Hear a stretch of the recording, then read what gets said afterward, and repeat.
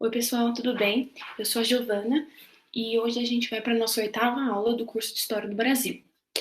O tema de hoje é Segundo Reinado, é um tema que eu gosto bastante e eu vou, que nem na última aula, vou usar os slides, então eu já vou apresentar aqui. Pronto.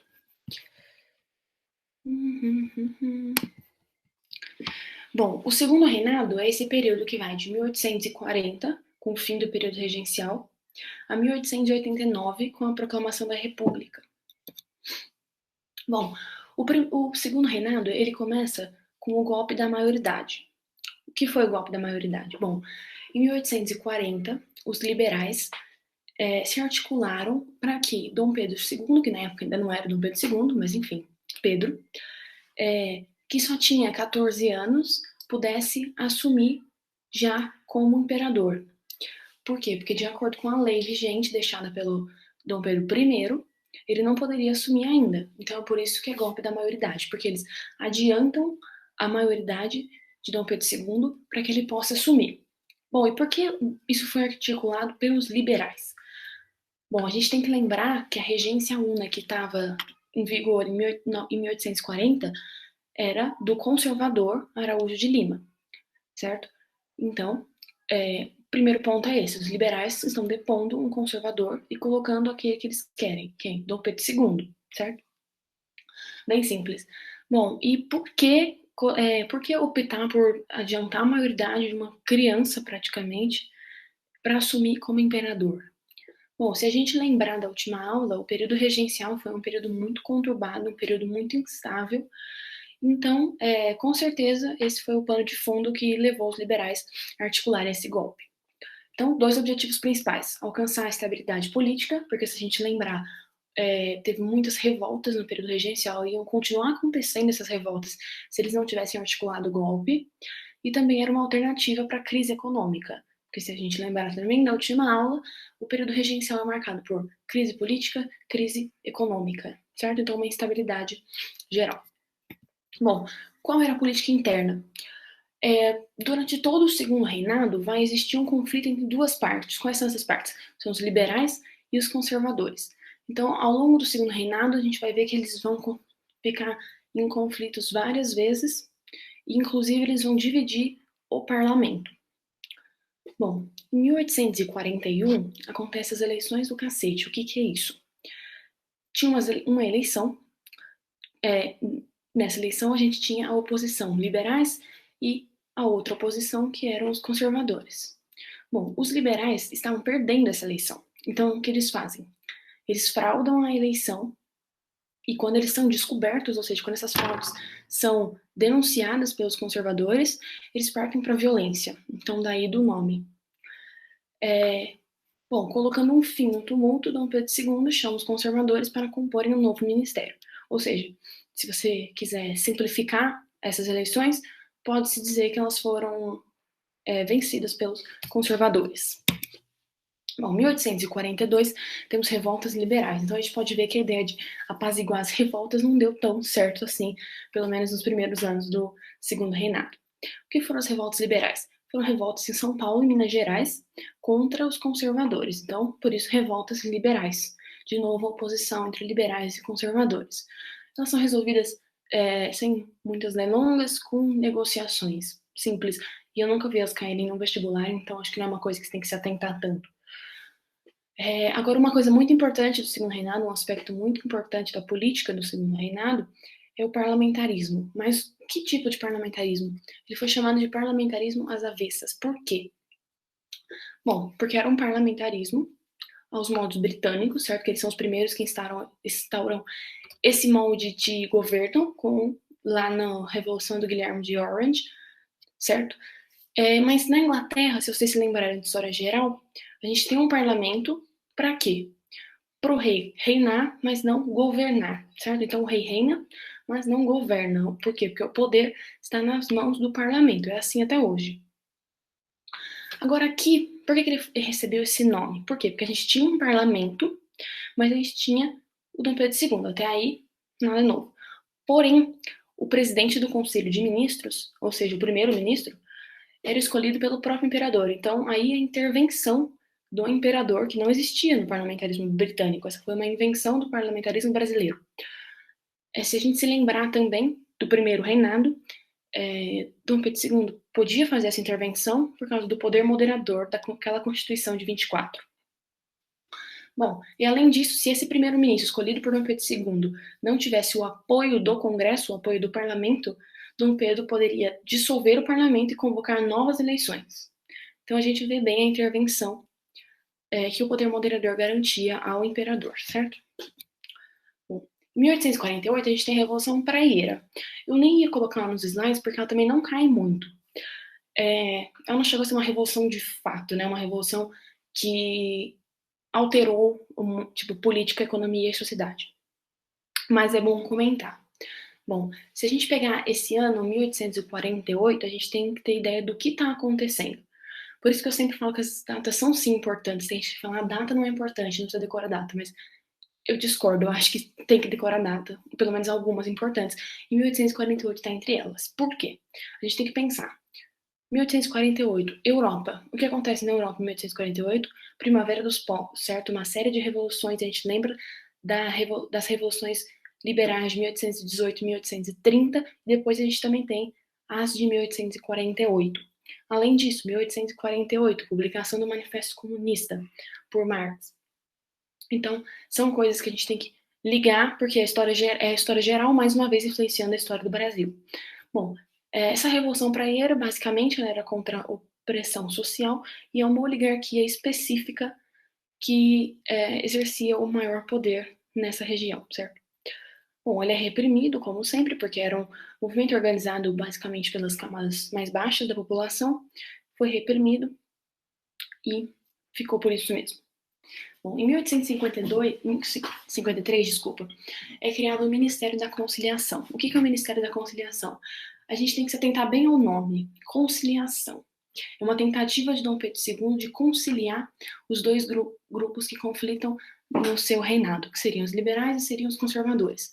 Bom, essa tentativa é até que bem sucedida, porque uma certa estabilidade política, né, é alcançada.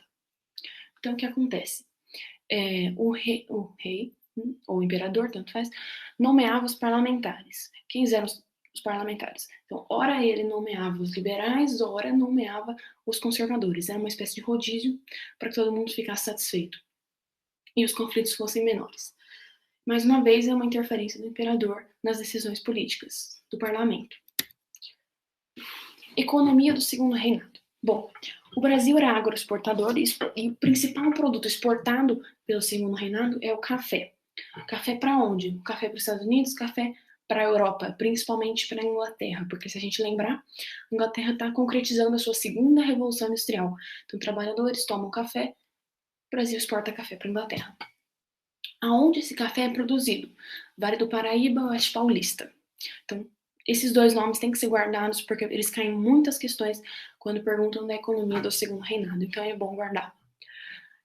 Três características dessa exportação de café, dessa economia agroexportadora: a terra roxa, a mão de obra imigrante, que a gente vai ver já já, e os altos investimentos nessa área, na agroexportação e na produção latifundiária. Bom, o café demanda uma alta possibilidade de transporte internamente no Brasil. Então, aí que a gente pode ver que quase todas as ferrovias do Brasil, até hoje, foram construídas nesse período, na produção de café. A Inglaterra era o principal consumidor desse café, e aí a gente vai ver por que a Inglaterra tem um poder tão forte quando ela tenta interferir colocando pressão pelo fim da escravidão. Tem alguns autores que colocavam, acho que nem se usa mais isso, de falar que a Inglaterra tinha um aspecto humanitário, alguma coisa assim, e por isso pediam o fim da escravidão, mas hoje a gente sabe que isso não tem nada a ver, que ela pedia o fim da escravidão devido ao interesse em mercado consumidor, porque como eu já disse, a Inglaterra estava consolidando a sua segunda revolução industrial, então ela estava exportando muito, produzindo muito, precisava de quem comprasse. A Era Mauá. Bom, a Era Mauá foi um pequeno surto industrial que aconteceu no Brasil. Primeiro ponto, a gente não pode chamar de Revolução Industrial Brasileira. Por que não? Porque ela não se concretiza depois da morte do Mauá. Então é um surto, ela acontece por um período de tempo e depois ela acaba. Porque como a gente vai ver, a industrialização brasileira vai ter um pico de novo em 1917, um bom tempo depois. Então não é uma revolução industrial, é um surto. É um breve período de tempo. É uma tentativa de industrialização pelo Barão de Mauá, uma figura importante. Bom, algumas das modificações, das reformas que ele faz. Ele cria siderúrgicas, bancos, linhas de telégrafo, mas o seu projeto não obtém sucesso e não se concretiza como ele tinha imaginado. Como eu já falei, não acontece uma revolução industrial. Bom, mas por que bem nesse período alguém pensaria em fazer uma revolução industrial? Bom, se a gente lembrar, em 1844 é decretada a tarifa Alves Branco. E o que é essa tarifa? É o aumento dos impostos alfandegários sobre os produtos ingleses. Porque se a gente lembrar do período joanino, os ingleses tinham benefícios alfandegários. Então, era o imposto de Portugal e o dos ingleses era mais baixo ainda, mais baixo que o de Portugal.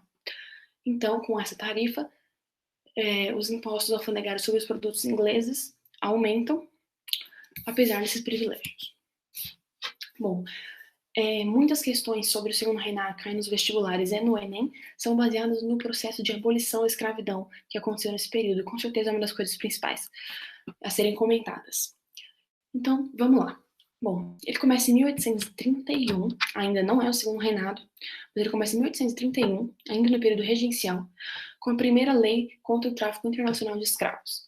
Essa é a lei que fica conhecida como Lei para Inglês Ver. Por quê? Porque esse contra o tráfico internacional de escravos nunca aconteceu. O tráfico continua acontecendo e continua acontecendo em seu maior volume ainda. Então, por isso que a gente usa essa expressão de para inglês ver, certo? Porque ela não acontece. Ok. Em 1845, já no segundo reinado, a gente tem a Bill Aberdeen. O que é isso? A marinha inglesa, se encontrasse algum navio negreiro no oceano, poderia aprisioná-lo. Aprisionando, eles iriam devolver os escravizados que estavam dentro do navio para os países de origem na África. Mas aí você pensa, isso diminui o tráfico? Não. Isso aumenta o tráfico, mas aumenta o tráfico ilegal. Então, eles criaram estratégias para burlar essa lei e continuaram fazendo um contrabando de escravizados para o Brasil. Em 1850, a gente tem a Lei Eusébio de Queiroz. Essa lei é muito importante e ela proíbe o tráfico intercontinental, de escravizados. Bom, essa é uma lei mais efetiva que a anterior, 1850, essa data é muito importante, a gente tem que guardar, e graças a ela a gente pode observar uma diminuição na quantidade de escravos disponíveis no Brasil. Bom, com essa diminuição da quantidade da maior mão de obra, a mão de obra que era a base da economia brasileira, o que acontece? A gente tem que encontrar uma outra mão de obra, e é aí que vai entrar os imigrantes europeus, mas a gente vai comentar sobre eles já já. Em 1871, a gente tem a Lei do Ventre Livre. Eu coloquei uma charge sobre ela. Bom, a Lei do Ventre Livre, como seu próprio nome diz, ela garantia a liberdade aos filhos dos escravos, mas não garantia à mãe. Então, o que acontece? Se a gente observar a charge, olha o que acontece. Você liberta uma criança sem nenhuma condição de trabalho, nenhuma perspectiva.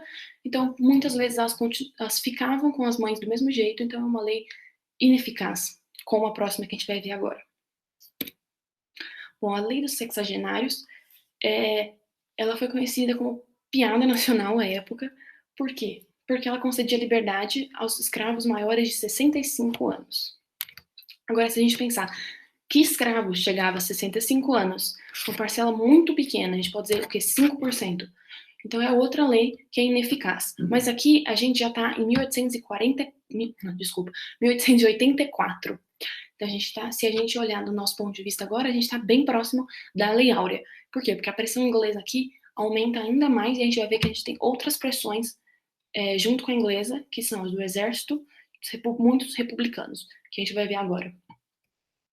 Então, como eu disse, a gente pode ver aqui nessa tirinha, esse da Revista Ilustrada, tem muitas coisas da Revista Ilustrada do Segundo Reinado. Se a gente olhar aqui, o anjo da emancipação e o senhor de escravo protegendo a sua mão de obra.